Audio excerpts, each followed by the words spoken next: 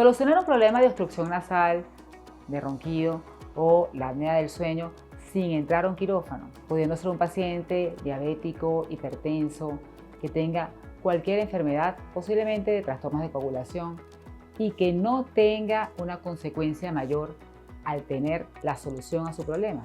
Bueno, aquí se lo damos en Respira Libre.